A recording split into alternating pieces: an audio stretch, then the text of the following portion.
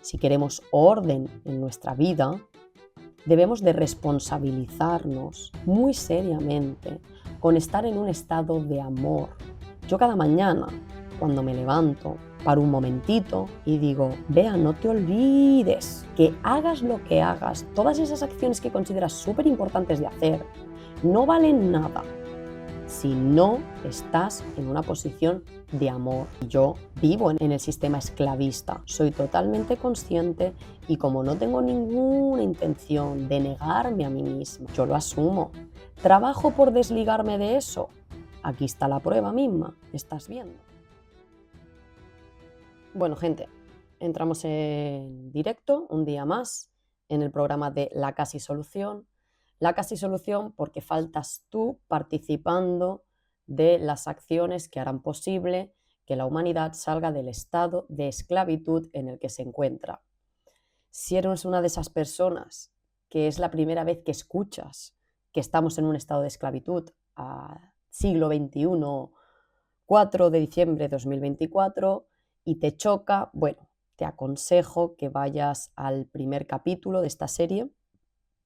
Piensa que este es el capítulo 12 y que ya hemos presentado muchos conocimientos y mucha terminología que es necesaria para poder ir comprendiendo todo el conocimiento que aquí se intenta transmitir. Si por el contrario eres perfectamente consciente de que vivimos bajo el mismo feudalismo que se vivía en la Edad Media o en anteriores capítulos de la historia, pero de una manera más camuflada para que las mentes que ya detectaron aquel problema y que ya se rebelaron vuelvan a caer en la confusión, en la ficción y crean que viven en una realidad donde no viven. Lo cual no hace que la realidad deje de ser la que es, simplemente lo que sucede es que acabamos experimentando una situación interna caótica que acaba desarrollando caos en el exterior. Y por eso estamos en una avalancha creciente de violencia a nivel local, de los barrios, de los pueblos y a nivel mundial, ¿no? Ya con las entrevistas que hemos hecho con Félix, que también las podéis encontrar en el canal, ya hemos ido explicando cómo se presenta el panorama europeo, al menos a nivel de situación bélica, y el cual es bastante interesante. Voy a comprobar el audio. El último día nos quedamos con el tema de cuándo tengo derecho a hacer una acción y cuándo no. Y estuvimos hablando del hecho...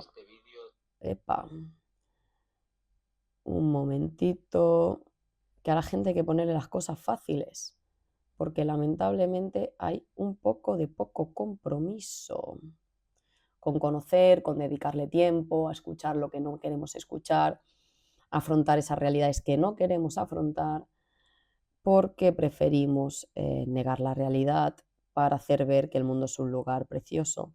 Pero no es así, y cuanto antes lo asumamos, antes haremos de él un lugar precioso. Dicho esto, el último día nos quedamos en esta diapositiva donde explicábamos que por mucho que un grupo de personas considere que una acción que es incorrecta, por mucho que haya muchas personas que quieran considerarla correcta, porque quieren que lo sea, para cumplir sus propios deseos, eso no hace que la acción sea correcta, eso no hace que la ley natural no actúe en consecuencia a dicha acción, ¿sí? Como recordamos, la definición de acción incorrecta es aquella acción que genera daño a otro ser sintiente. Entonces, proseguíamos, ¿sí? ¿Cuál es el carácter de los derechos? ¿Cuál es la definición? ¿Cuáles son las condiciones que delimitan esas acciones que nosotros libremente podemos hacer y no seremos castigados por parte de la ley natural? ¿Sí? Y que, además, Ningún otro humano tiene derecho de impedir que las hagamos. El control mental propiciado por parte del gobierno, por parte de los estados hacia la población, nos ha hecho creer que un cierto grupo de humanos tienen el derecho de impedir que tú ejerzas aquellas acciones que son tu derecho. Por ejemplo, si yo quiero fumar marihuana, si yo quiero drogarme con heroína hasta que me dé un ataque al corazón, ¿tengo yo derecho de hacer eso? Venga, reflexionemos un minuto. ¿Tengo yo derecho de meter en mi cuerpo cualquier sustancia que a mí me dé la real gana?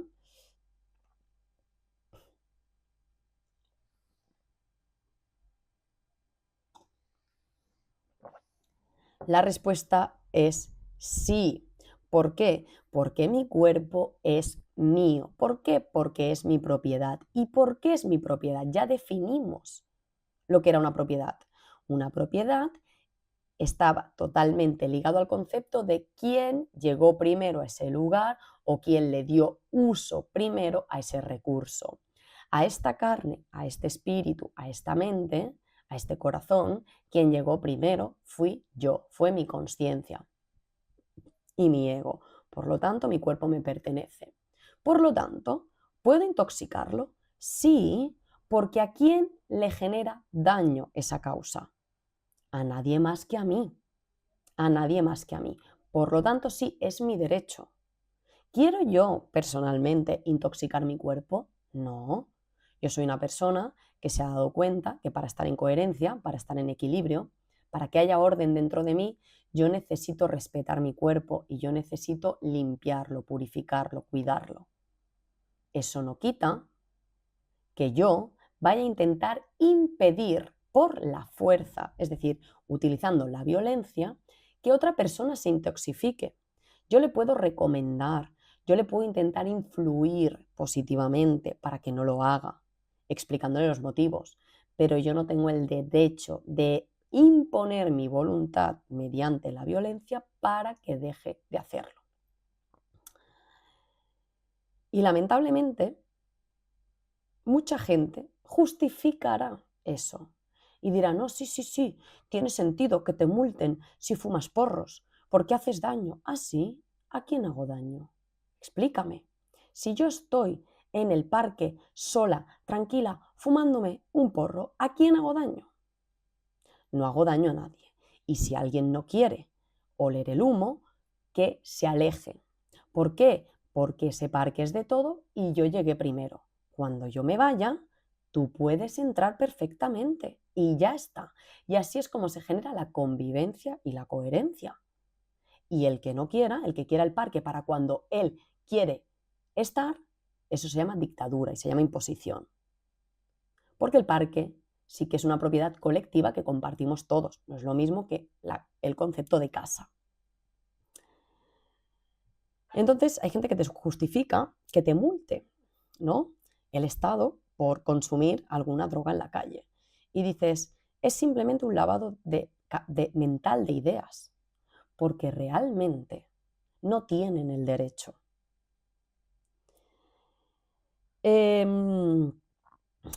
Otra cosa en la que no se cae es en el hecho de que yo a ti te dejo fumar sin ejercer violencia si tú me pagas a mí 600 euros.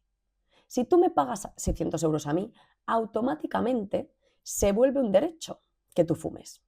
Tú me lo pagas y ya está. Yo me voy, ya no molestas, no molestas más. Entonces eso es la voluntad del hombre de intentar volver legal algo que es ilegal, cuando eso no existe en la naturaleza. Entonces, ¿qué dice la diapositiva? Los derechos no nacen de la inteligencia humana. Los derechos son definidos y puestos en marcha por la creación. Por lo tanto, un derecho nunca puede pasar a ser una transgresión y viceversa.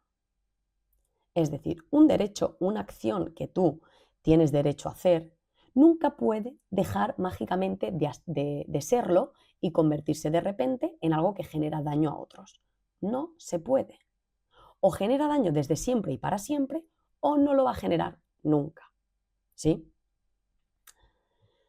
Pensar que porque un grupo de personas decidan que tienen el derecho de hacer una acción que es injusta, mágicamente se va a volver justa, es vivir en la ficción. Tampoco existe tal cosa como humanos con más derechos que otros. Todo el que crea eso sencillamente vive en el engaño.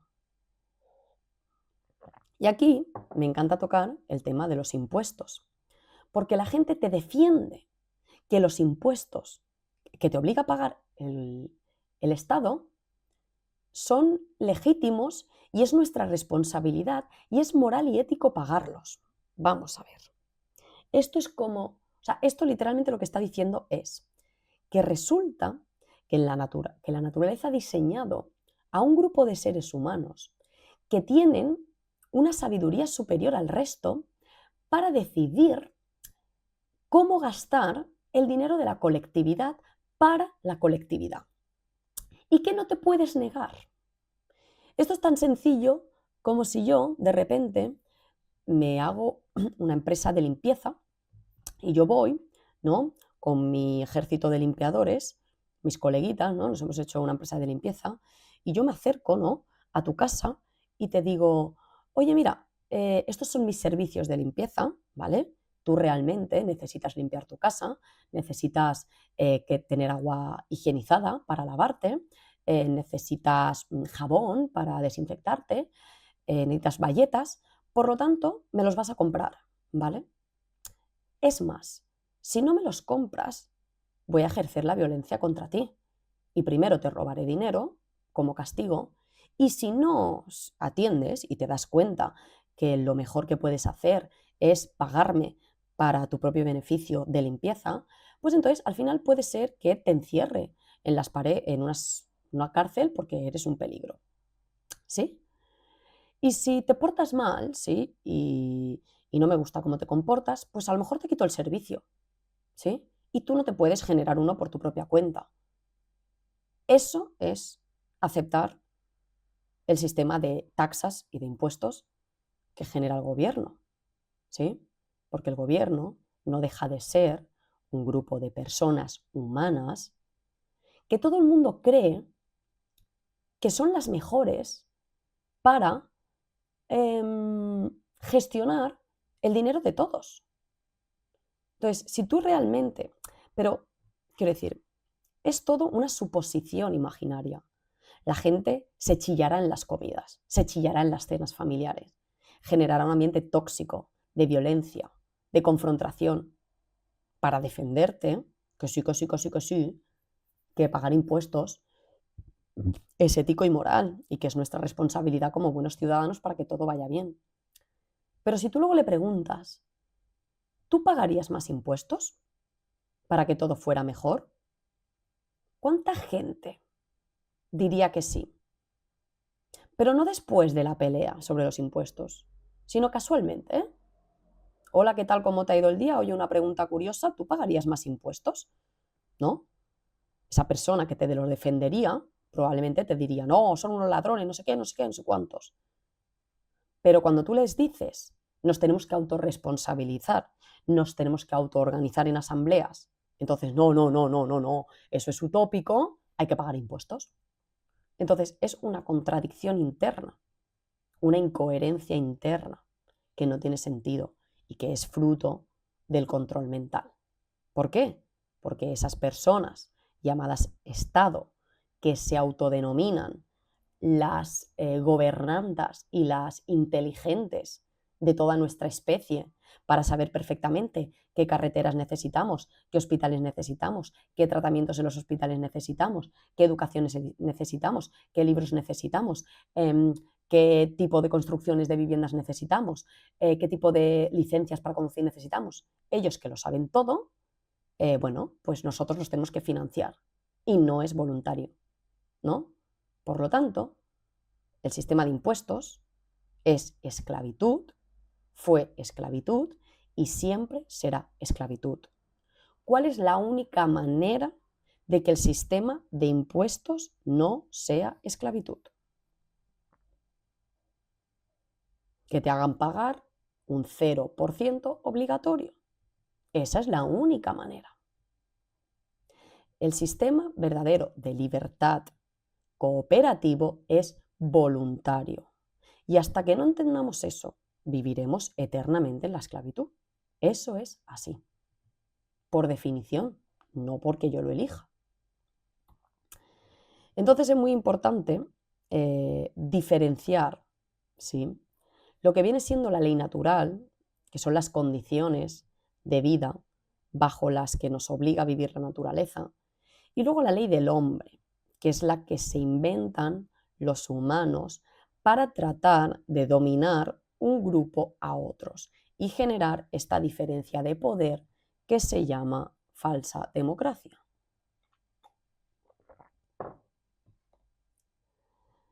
Entonces vamos a ver pequeñas diferencias. ¿En qué está basada la ley natural? La ley natural está basada en principios. Cuando en una sociedad cada uno de los individuos que la componen, es decir, cada uno de nosotros, tiene unos principios claros establecidos en su psique, en su mente, en su patrón de ideas, entonces voluntariamente decide su comportamiento. Voluntariamente se da cuenta, porque uno de sus principios es el amor al prójimo, su principio básico es no generaré daño al otro, no le haré al otro lo que no quiero que me hagan a mí. Como ese es el principio, y principio significa lo que va primero, no lo que va segundo, lo que va primero. Pues entonces voluntariamente yo decido eso. ¿Qué sucede con la ley del hombre? Que la ley del hombre está basada en dogmas, en creencias que los humanos quieren que sean realidad. La ley del humano, que está hecha por un grupo muy concreto de humanos, porque yo no he hecho ninguna de las leyes que nosotros respetamos como conjunto. ¿Tú las has hecho? Yo me imagino que tampoco, ¿no?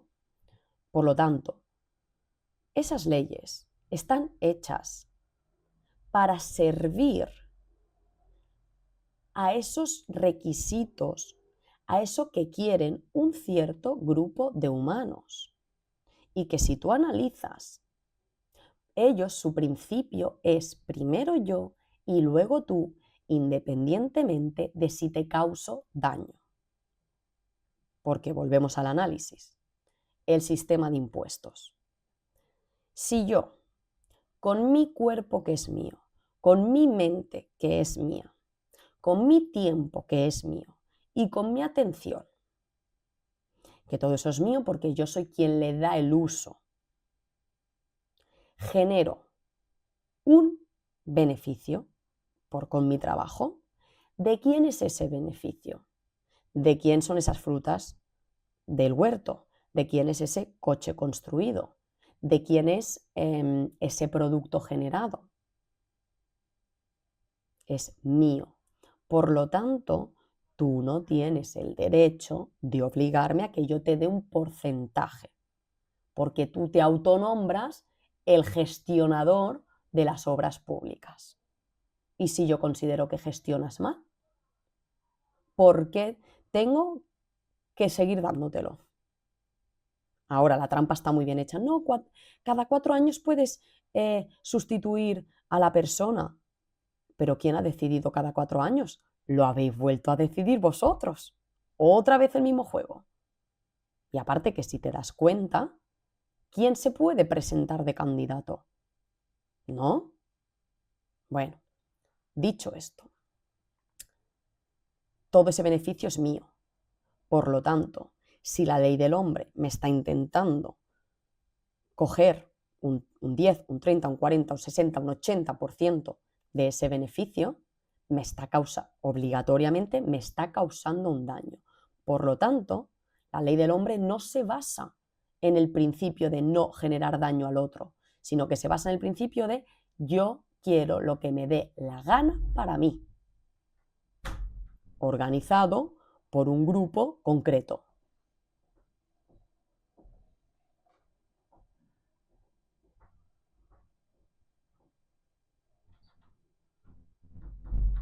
Organizado por un grupo concreto de personas. Por lo tanto, hay una grandísima diferencia. ¿En qué se basa la ley natural? ¿Cómo podemos manifestarla? ¿Cómo podemos vivir a través de ella, respetándola? Pues básicamente está basado en el conocimiento de cómo funciona. Lo único que podemos hacer es observar, prestar atención y ver cuándo generamos daño real a la otra persona.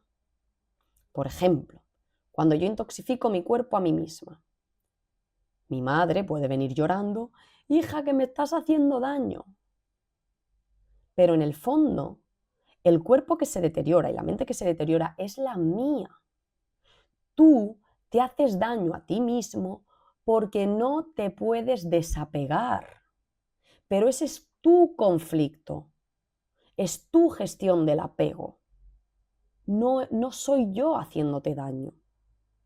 Entonces, cuando tú me intentas decir, me estás haciendo daño, tú lo que me estás diciendo es, no me puedo responsabilizar del daño que yo mismo me estoy haciendo pensando que mi felicidad depende de ti, cuando eso es falso,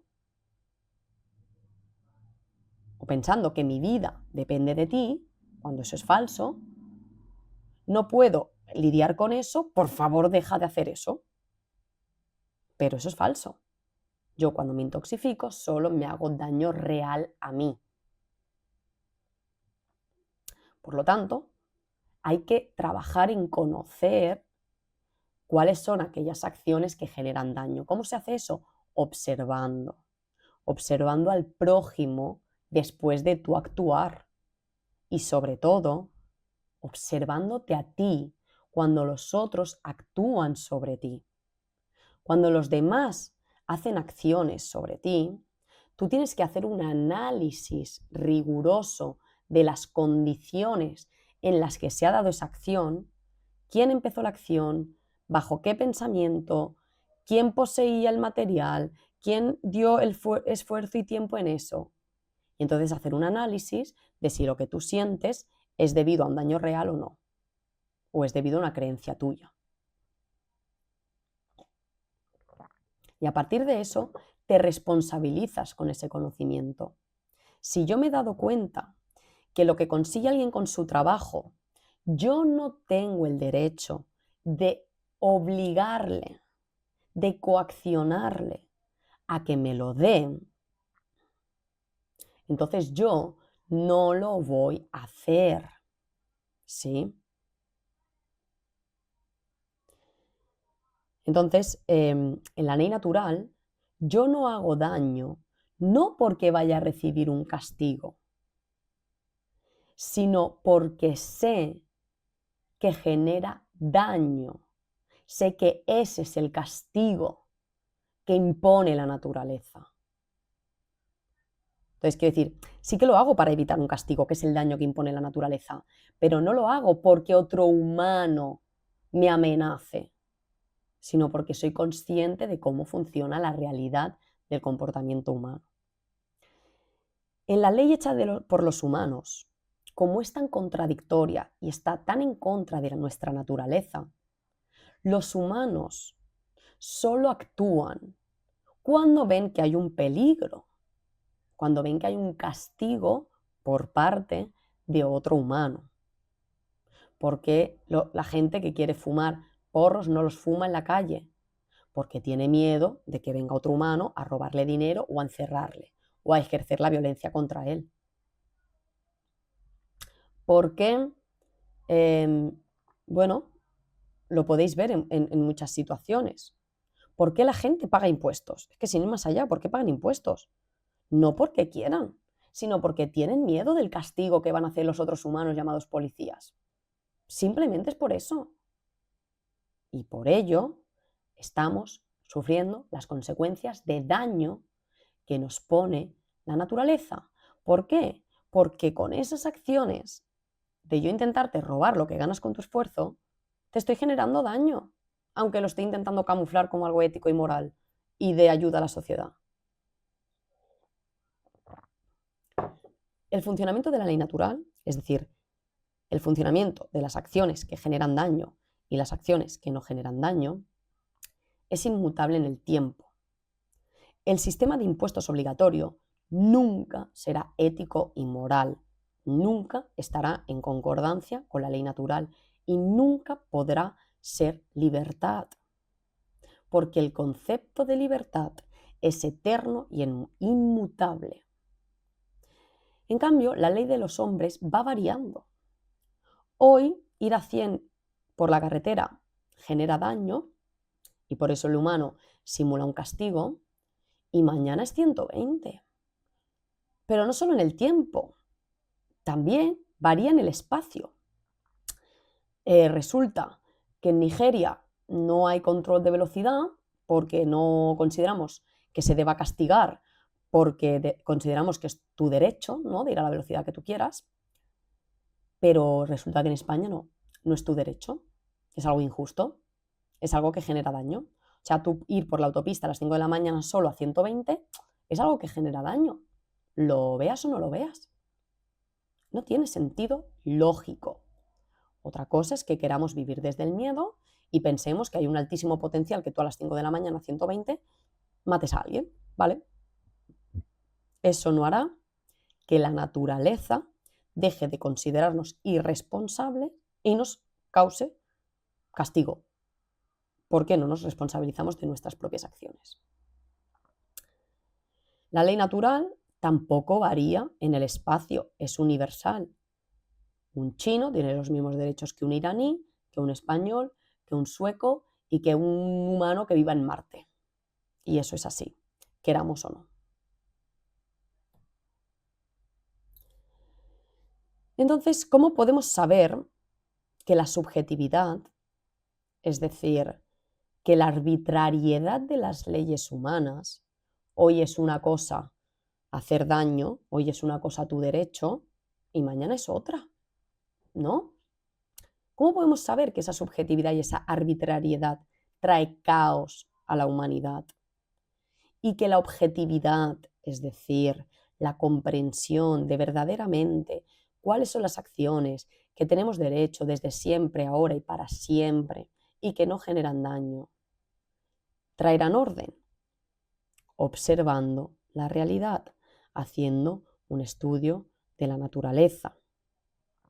Básicamente, desarrollando el proceso del trivium, que ya lo explicamos en clases anteriores.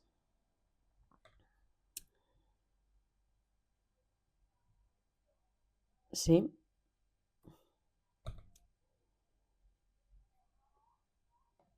Vamos a hablar un poquito más de qué es un poquito lo que trae orden y lo que trae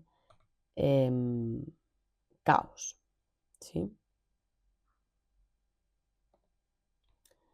Aquí lo que vemos en la imagen, ¿no?, es un chaval que, bueno, está siendo apuntado por la policía cuando, eso es lo que intenta representar, cuando estaba paseando por la calle tranquilamente.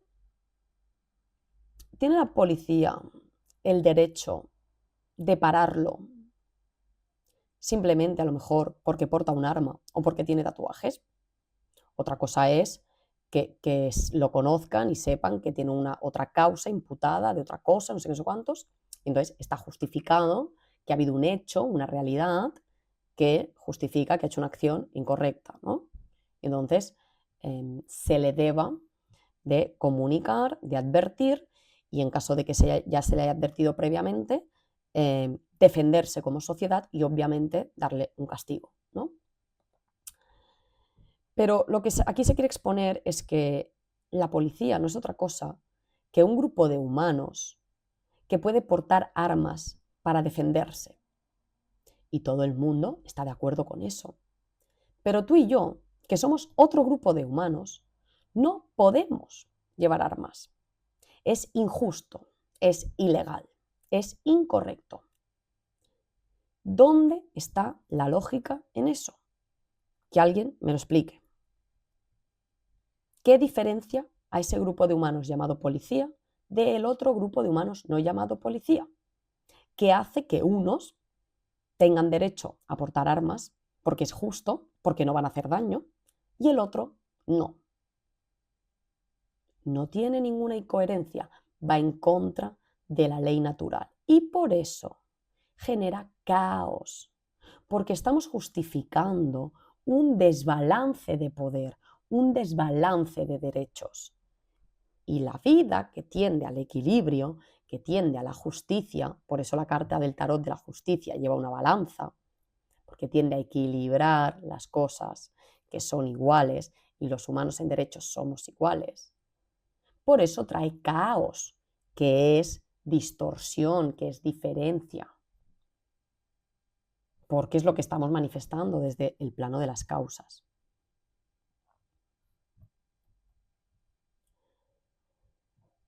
Lo que está sucediendo en esta situación es que a uno de los grupos de humanos se le está negando un derecho, que es portar cualquier utensilio que considere necesario para cubrir necesidades o para la legítima defensa en todo caso. Y al otro se le está permitiendo el derecho. Los policías tienen el derecho de defenderse con armas, pero el resto de humanos no. ¿Qué pasa? ¿Que el resto de humanos no se encuentran en situaciones conflictivas? ¿Es esa la realidad? No. Entonces, ¿por qué pasa? ¿Por qué en las zonas donde el Estado es totalmente corrupto y violento se acaba armando la población? Para hacer justicia. Porque es insostenible. Eso genera un desequilibrio en el conjunto que forman esos seres humanos, la sociedad. E igual que cuando se desequilibra la bioquímica, habrá consecuencias negativas para la libertad, la salud, la felicidad y el amor. Y eso es algo que tenemos que tener claro, ¿vale? Mientras nosotros sigamos justificando lo injusto, el desequilibrio entre derechos, no esperéis que se manifieste libertad, salud, felicidad o amor. No lo esperéis, porque no va a suceder. Porque es la ley natural. Vivimos bajo sus condiciones. Entonces ahora vamos a ver cuál es el orden de creación de la realidad, ¿sí? ¿Cuáles son, digamos, los planos o las fases por las que pasa la creación para finalmente manifestar lo que sucede en la 3D? A partir de eso podemos comprender el siguiente esquema. La creación siempre sucede, siempre se está creando, no puede detenerse la creación. Ahora bien, como ya vimos con la guía de las leyes herméticas, puede ir hacia una dirección o puede ir hacia la otra. Puede ir hacia un polo o puede ir hacia el otro. Todo parte del plano más primitivo y del plano más original, que lo podemos llamar la fuente, el origen, donde todo está unido, donde todas las partes tienen toda la información. El primer paso de la creación, de la cual el ser humano es el partícipe principal, con su energía más sutil y fina, se expresa en un abanico infinito de posibilidades, pero que se manifiestan entre el extremo del amor y el extremo del odio. Estas dos son las expresiones más extremas de la energía primitiva, de donde empieza todo el proceso de creación. En realidad, todo en este mundo se basa entre el amor, perdona, el odio no, y el miedo. No quería decir el odio. El odio es una versión del miedo. Y el miedo es la ausencia de amor. Al final es la misma energía.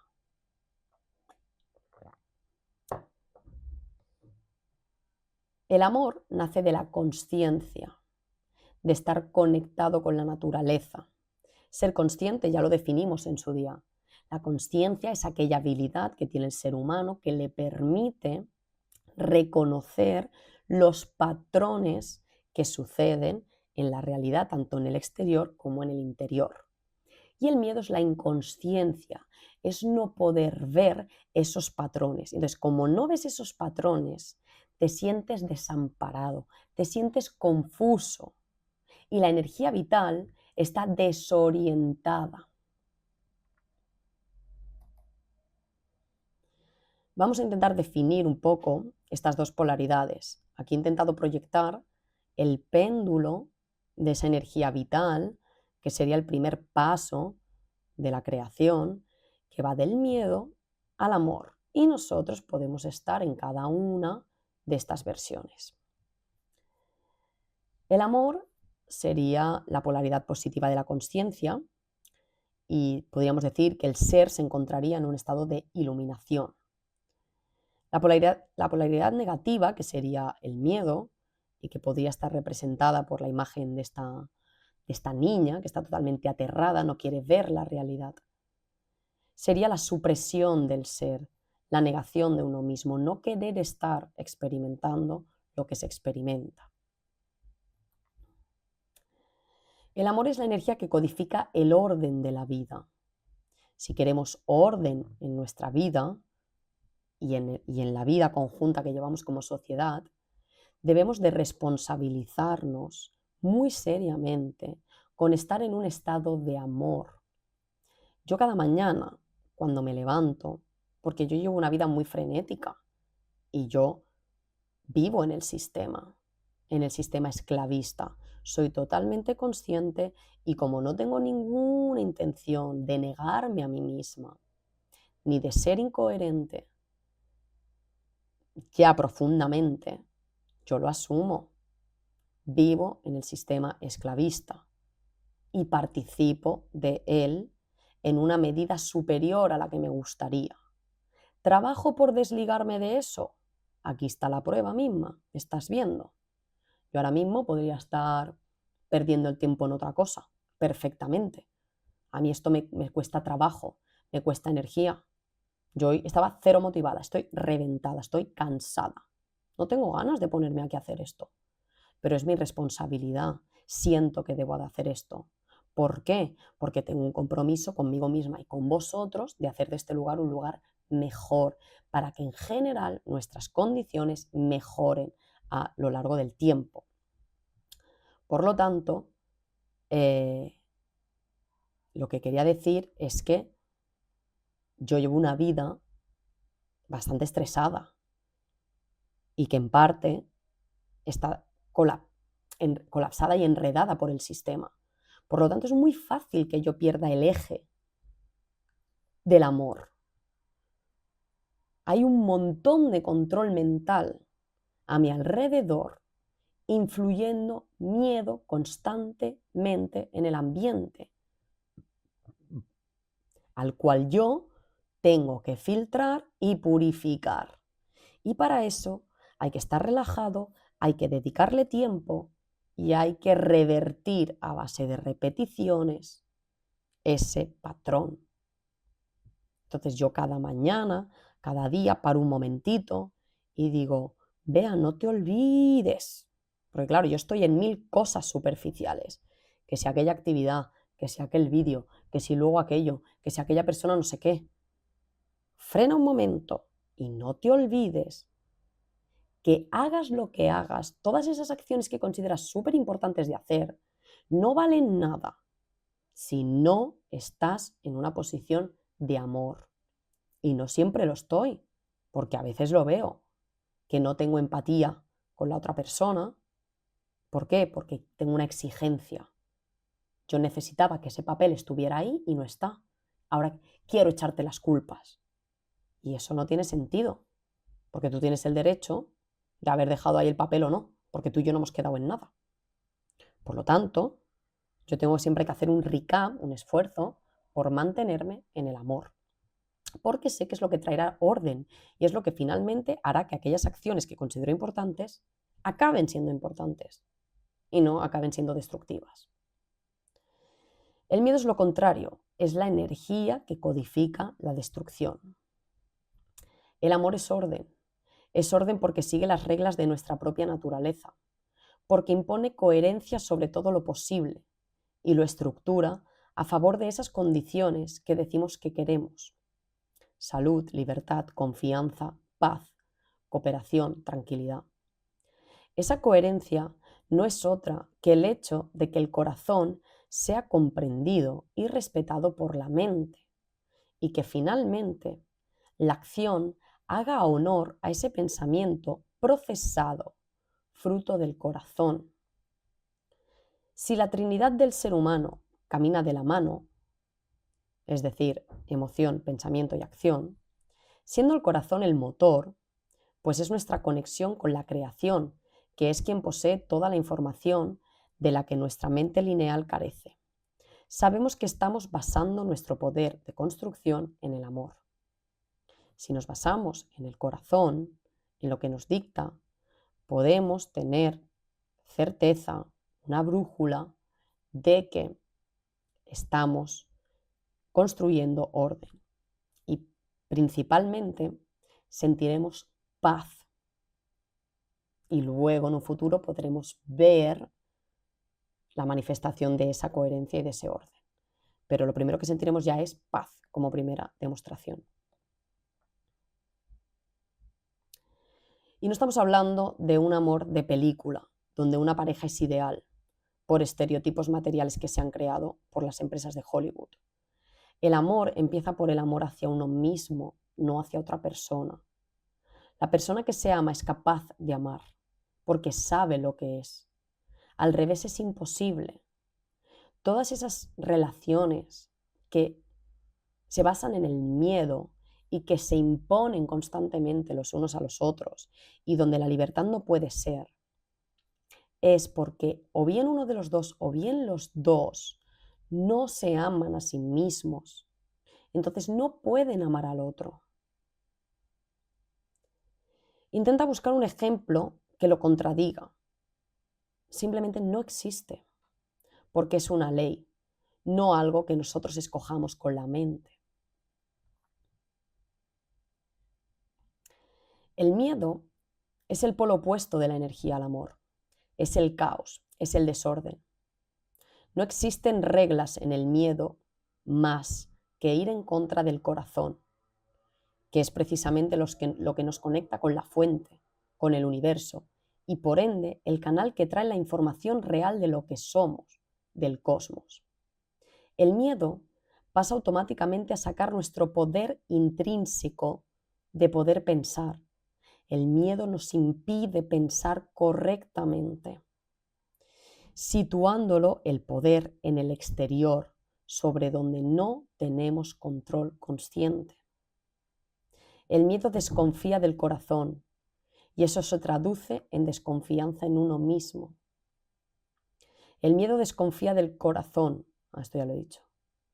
El miedo te hace esclavo del exterior para siempre. Te conviertes en algo débil sin valor y 100% dependiente de algo externo. Y algo externo puede ser el propio azar. Algo externo puede ser la propia maldad de la realidad, ¿no? Y lamentablemente esa no es nuestra naturaleza, es lo contrario a ella. Y elegir el miedo es condenarse en todos los sentidos de la vida. ¿Cómo empieza un ser a irse de un polo al otro? Esta es una pregunta que debemos hacer. Pues todo funciona por acción del principio del ritmo, que ya vimos cuando explicamos las leyes herméticas. Si alguien no se acuerda, puede ir a buscar el capítulo donde se definen. Cuando el ser no tiene el principio del cariño activado, la mente empieza a boicotear la información que el corazón le brinda, empieza a desviarla. Eso no es cierto. Tú realmente no debes amarle porque no te ha hecho la comida o porque no, yo qué sé, cualquier cosa que en el fondo no esté obligada la otra persona a hacer por ti. El corazón es la brújula, pero si el ser no está anclado a esta brújula y sitúa la importancia en la mente lineal, esta disminuye la potencia de dicha brújula y entonces empieza la confusión, la ausencia de amor en uno mismo. Y se inicia el proceso destructivo de la vida. Volvemos a lo mismo. Esta charla solo tiene sentido para el que quiere estar en la vida y estar a favor de ella. Si alguien quiere la destrucción, puede irse. No hace falta que entienda la ley natural. Estamos ya bien con el caos que estamos manifestando, con la esclavitud, con el sufrimiento, con la enfermedad que manifestamos a día de hoy por doquier. Si tú no quieres cambiar las condiciones actuales de la población, no tiene sentido que mires esto. Esto solo tiene sentido para el que quiere empezar a mover el péndulo hacia el amor, hacia ir a favor de la vida. El inconsciente colectivo ya está programado para ir en la dirección destructiva. Ya se ha manipulado desde el octavo principio, que es el principio del cariño. Ya han hecho que seamos apáticos. Ya han conseguido que nos dé absolutamente igual lo que le pase al otro. Ya han conseguido instaurar en nuestra mente la mentalidad de aprovéchate al máximo de lo que puedas del otro en tu propio beneficio y así serás feliz y así sobrevivirás. Y no te sientas mal porque vivimos en la jungla de cemento y es normal. Mira al león que se come a la cebra. Te lo justifican así y tú te autoengañas. Cuando el león solo se come a la cebra por una razón única y es sobrevivir alimentariamente, porque no tiene otra alternativa, porque así está codificado por la naturaleza. Pero yo, si voy y te robo, yo puedo decir, no, es que necesito comer, necesito pagar en la frutería. Lo siento, tengo que causarte daño. No, error. ¿Por qué? Porque tú sí tienes el poder de elegir otra alternativa que no genere daño, aunque a ti te vaya a provocar más esfuerzo y por lo tanto más sufrimiento interno. Y ahí es donde entra la responsabilidad de tú decir, como soy consciente de lo que trae orden y por lo tanto beneficio para mí y para todos, decido no robarte, que es lo que aparentemente ahora me da un beneficio ipso facto, por esforzarme en aprender un oficio, a cultivar o a lo que sea, para lograr comer y sobrevivir, que es lo que iba a conseguir robándote, y generar un beneficio a largo plazo, que será la cooperación y la supervivencia de todos en unas condiciones de salud y calidad. ¿Cómo prosigue la manifestación? Una vez el ser está polarizado en el amor o en el odio, que para eso hay que tomar la decisión consciente de dónde quieres estar, el mecanismo de la realidad pasa al segundo estadio, donde a partir del sustrato presente, es decir, del primer ingrediente, que es el amor o el odio, se genera la primera energía. Como ya hemos dicho, todo es polar, es decir, todo tiene su igual en grado opuesto en todos los planos. Entonces, esta primera energía, que se deriva del amor, será el conocimiento. En ausencia del amor, es decir, en el miedo, lo que se manifestará es la ignorancia. Hoy estaba con los chavalillos en clase, me ha tocado ir a estar en una clase que no suele ser la mía y tenía que darles unas clases de unas matemáticas básicas. Y los chavales estaban ahí que no pretendían hacer nada. Excusas, todas las que puedas imaginarte y más. Y yo les he dicho, ya, porque veía que no había ninguna alternativa de que encontraran una mínima motivación para ponerse a hacer la tarea, ¿no? Y les digo, ¿sabéis cuál es la causa principal de los problemas en el mundo? La causa principal de la maldad que estamos viviendo. Y se quedan así. Y dice uno, el amor, profe, el amor, el problema es el amor. Totalmente confundidos. El amor, mirar la tabla, si el amor es lo que genera orden. Y yo le digo, no, digo, es lo contrario del amor. Dice, le digo, es el miedo. Digo, y el miedo genera ignorancia. Digo, la ignorancia es nuestra destrucción. Así que vosotros sabréis si queréis comprometeros con aprender algo en vuestra vida o no, independientemente de si vais a resolver esto matemáticamente o no. Y bueno, se han quedado así, que bueno, han participado luego un poco mientras les explicaba cosas, pero bueno, ninguno ha hecho el ejercicio, digamos. Entonces, siguiendo con esto, el conocimiento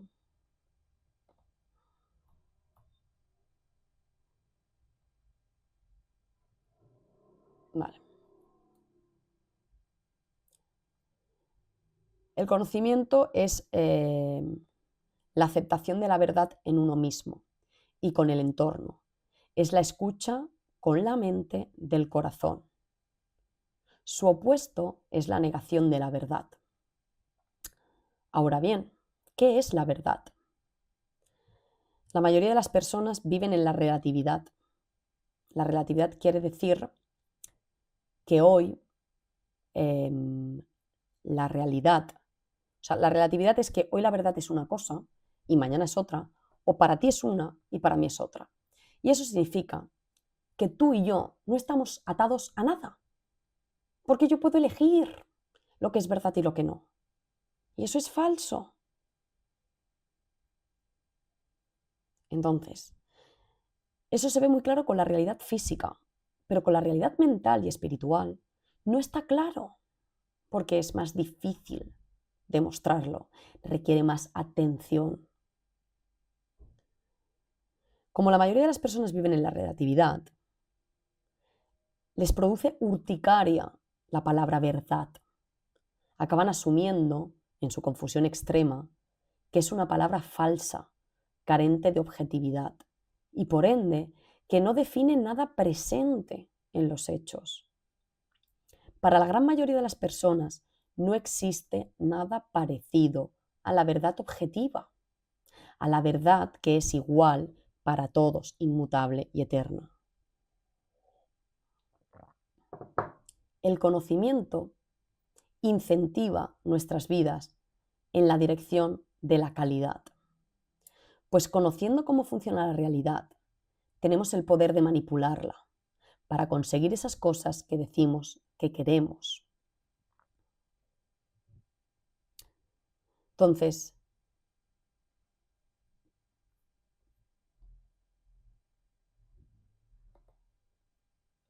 ¿cómo podemos definir, ¿no?, una vez más, esa consciencia que nos permite estar en el amor y por lo tanto generar conocimiento? Pues la consciencia es un estado del ser que favorece un progreso de la vida hacia unas condiciones cada vez más dignas y por lo tanto de felicidad o de paz o de coherencia.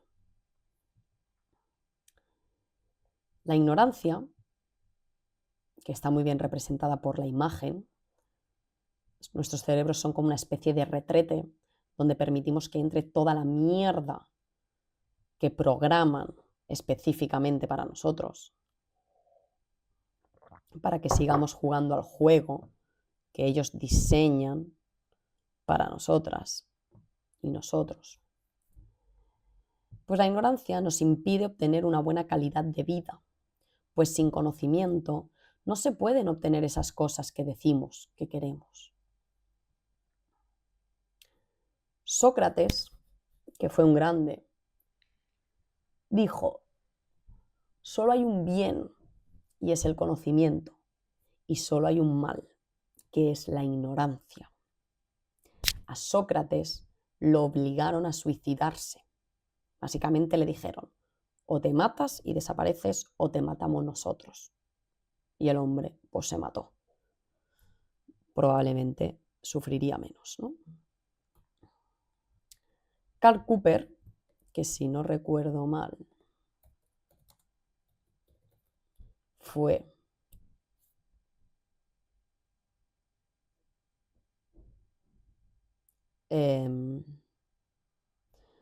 un filósofo, politólogo y profesor austríaco,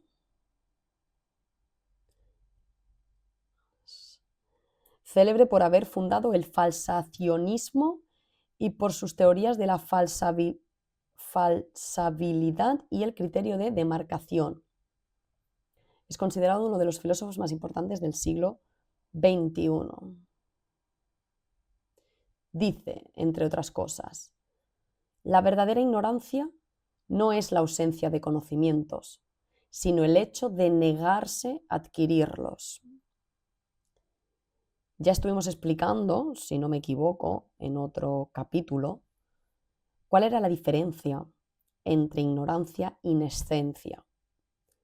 La nescencia es la ausencia de conocimiento en un humano cuando ese conocimiento no está disponible en la naturaleza. Por lo tanto, es nuestro derecho ser nescientes. ¿Por qué? Porque siempre va a haber algo de la naturaleza que no conozcamos, sobre todo los niños pequeños y en proceso de llegar a la adultez. Pero vivir en la ignorancia no es nuestro derecho, porque la ignorancia no es la ausencia de conocimientos. La ignorancia es decidir voluntariamente no querer conocer. Yo no quiero saber cuál es la verdad, no quiero saber cómo opera la realidad, prefiero creerme lo que quiero creerme, aunque esté viendo que no es real. Aquí estoy viendo otra frase importante de este señor que dice: tenemos que hacer planes para la libertad y no solo para la seguridad, por la única razón de que solo la libertad puede hacer segura la seguridad. Importante.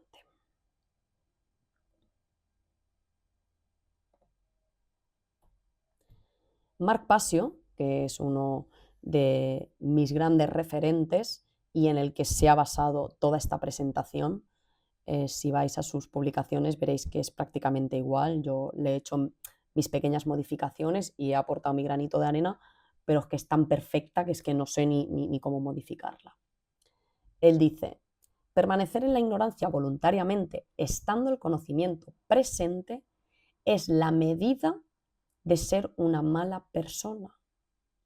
Es la definición de ser mala persona. Y aquí tocamos un punto muy crítico, porque la gente piensa que ser mala persona es simplemente ejercer violencia sobre otra persona de una manera visible y de una manera muy clara, ¿no? Quitándole la vida, quitándole sus posesiones más claras, pero no nos damos cuenta que negándonos como voluntarios que viven en la sociedad y que por lo tanto condicionan la realidad de esta sociedad, negándonos a saber cómo opera la realidad estando esa información presente, hace que nosotros no vayamos acorde con la naturaleza y por lo tanto generemos daño en la sociedad. Y eso nos convierte automáticamente en malas personas. Y esto es algo que mucha gente no quiere escuchar. Mucha gente quiere considerarse buena persona solo porque no mata y no roba carteras. Y nada más lejos de la realidad. Esto hay que bajarlo. Me gustaría introducir el concepto de nihilismo porque considero que es importante para entender cuál es la situación de los humanos que hace que estemos viviendo ahora mismo en la ignorancia, es decir, en la ausencia de conocimiento verdadero. Peter Kreeft, que podemos buscar quién es,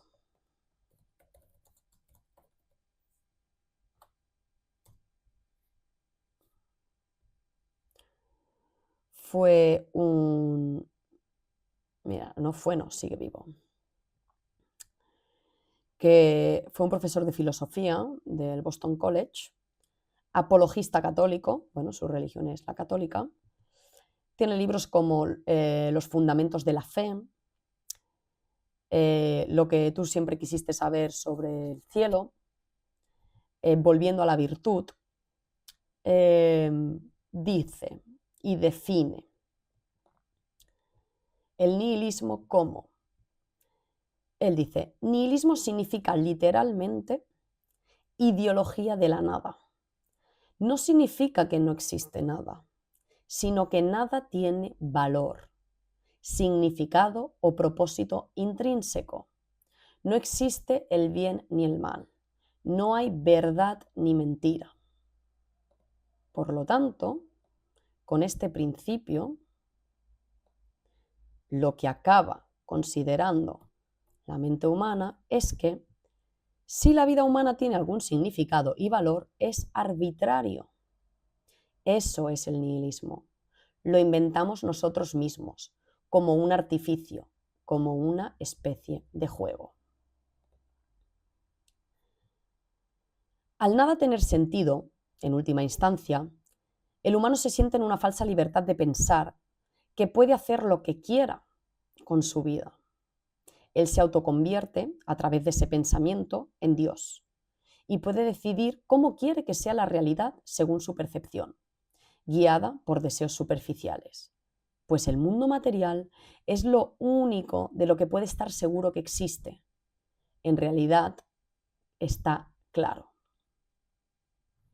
Al nada tener sentido, la verdad es un término que no existe, pues la verdad, por definición, es algo objetivo, algo que es para todos igual y que condiciona nuestra existencia. El nihilista piensa que cada uno tiene su verdad, pues no existe un sentido que nos englobe a todos. Y con ello, el bien y el mal son relativos, y cada individuo puede decidir qué está bien para él y qué no. El nihilismo descarta la posibilidad de poder expresar la verdad a través de las palabras. Eso en última instancia nos imposibilita el entendernos. Las mentes que caen en el nihilismo imposibilitan el entendimiento, pues no existe un punto de unión y al final conlleva al caos social, pues como las palabras no describen realidades, estas pueden significar lo que el humano quiera. El nihilismo es la ideología ideal para que la apatía pueda reinar y por lo tanto la desconexión entre la vida y el ser que la vive. Solo pensando que la vida no tiene un sentido por sí misma, el humano puede llegar a pensar que no tiene ninguna responsabilidad espiritual de aprender, hacer o crear. La gente que no quiere aprender, que no hace nada, o que no se interesa por desarrollar su capacidad creativa, vive en apatía profunda por la vida y siente en el fondo de su corazón, o más bien en el fondo de su mente, que no tiene sentido vivir. Como vamos a ver y como ya estamos viendo, ese pensamiento conduce directamente a la esclavitud extrema y, en la mejor de las situaciones, a la extinción. Yo estoy harta de ver que la comunicación con las personas es imposible porque no se paran a pensar en la definición que están usando de las palabras. Y ahora la palabra es una cosa y luego es otra. Y la contradicción en sus definiciones de cómo es la realidad es constante y por lo tanto hace imposible el entendimiento. El siguiente día seguiremos hablando un poco más del nihilismo y del solipsismo y seguiremos profundizando en este esquema que estoy viendo que está... Ah, no, vale, sí, luego prosigue. Muy bien. Vale, pues seguiremos profundizando un poco en el concepto de nihilismo y solipsismo para poder seguir trabajando en ese esquema. Si alguien tiene alguna duda, alguna sugerencia, algún comentario, lo puede dejar en el chat. Puedo dejar esto abierto 5 minutillos para poder resolver dudas o comentar alguna cosa, introducir alguna temática. Gracias por tu tiempo. Gracias a vosotros por interesaros y por decidir voluntariamente salir de la ignorancia, porque lo que es cierto es que se necesita una cantidad mínima de personas trabajando a favor de la vida para revertir las consecuencias que ya están puestas en marcha en la sociedad. Todo el sufrimiento que ya hemos puesto en marcha no va a ser detenido. Lo único que podemos hacer es desde este momento presente decidir cambiar el futuro. ¿Cómo? Aprendiendo y luego actuando en consecuencia. Así que, Azote de Roma, gracias a ti por decidir involucrarte en este proceso, y mi recomendación es que ahora tú deberías de ser una fuente de inspiración también para el resto, que eso lleva tiempo, porque hay mucha gente que no se siente con las capacidades, no se siente con el suficiente valor como para empezar a expresar lo que piensa y lo que siente de cómo está la situación y de hacia dónde tenemos que ir, o tienen miedo de exponerse por ser rechazados, pero es que forma parte del sacrificio que tenemos que hacer si realmente estamos comprometidos con nuestra libertad. Así que bueno, eso es lo que puedo decirte acerca de este comentario. Bueno, si nadie más tiene nada que decir, pues lo vamos a ir dejando. Muchas gracias por participar, por venir.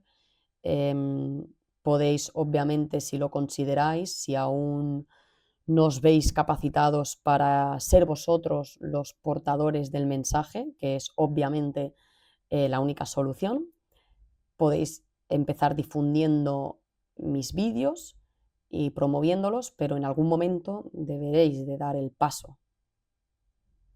Dice, la mayoría de personas no tiene interés en las cuestiones profundas de nuestra existencia.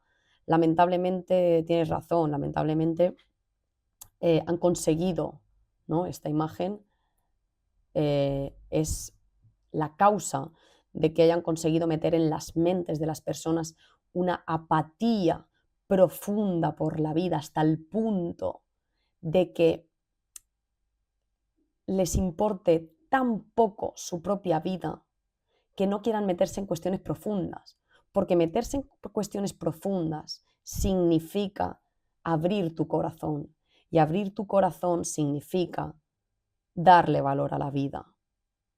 Y darle valor a la vida cuando no se la estás dando significa replantearte tus acciones, y eso da mucho miedo, porque significa cambiar todo tu sistema de zona de confort. Entonces significa pasar por un proceso destructivo de esos planes que tú tenías para tu vida y cambiarlos y construir algo nuevo. Cuesta mucho más esfuerzo construir que destruir.